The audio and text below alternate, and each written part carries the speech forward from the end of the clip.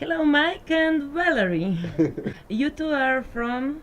Texas and Colorado. I'm gonna ask you if you could bring to us some experiences from the US, especially about young people and cannabis after legalization. Yeah, so it's interesting you say how much has it changed after legalization, because Colorado, it's awesome example, youth has actually declined. If anything, after legalization, no increase whatsoever in youth smoking. So, and the reason for that is because there's dispensaries, there's shops like you would go to a La Carne, right?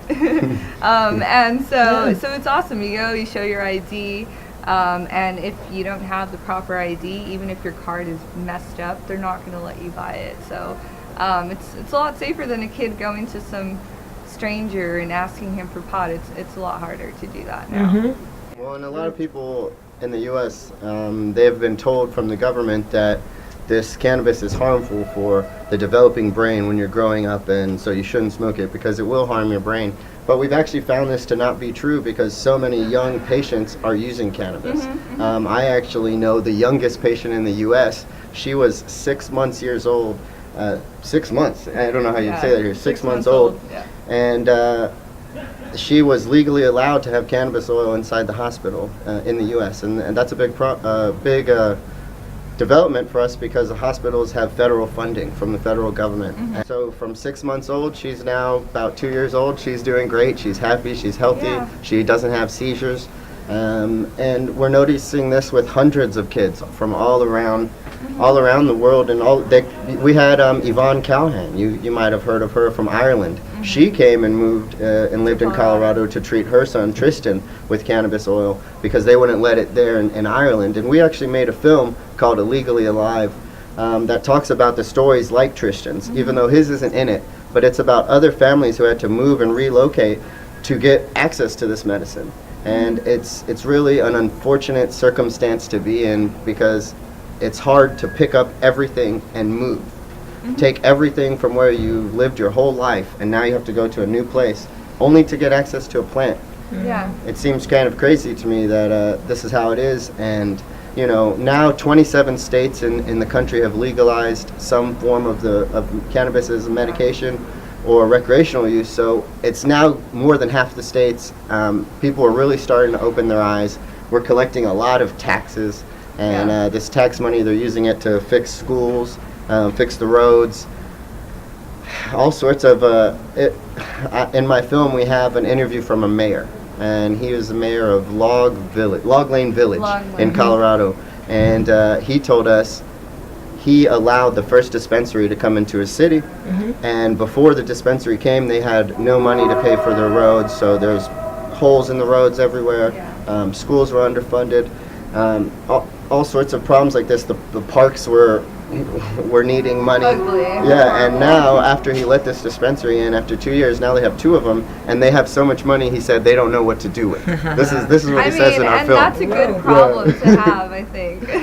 People are literally moving across the world to get the children the medicine they need, and I don't think they should have to do that. They should be able to grow it and use it if they think it's the best medicine. I mean, the little girl that was the youngest to get the medicine in the hospital, she just moved states. She moved like 2 states away, and luckily it was closer. It's still like straining, I'm sure, on the family, but she wouldn't have made it past a year old. I don't even think months old. I mean, it's all proven wrong. Like if they would just, unfortunately they can't invest the money because it's not federally legal and all that, but there's research. They've had it way back in our history books in the United States to where they actually did say, hey, this medicine helps for however many disabilities and ailments and things like that.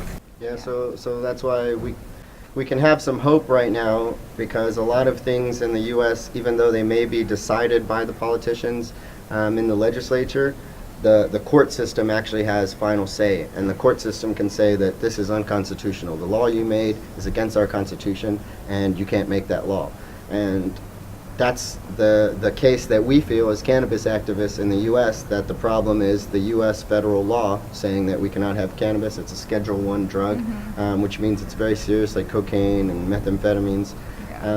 And so there's two families that we know, and a football player from the U.S., a famous football player named Marvin Washington, and a few other people who have teamed up to make a class action lawsuit against the federal government to end prohibition, to end this reschedule cannabis. So we'll see.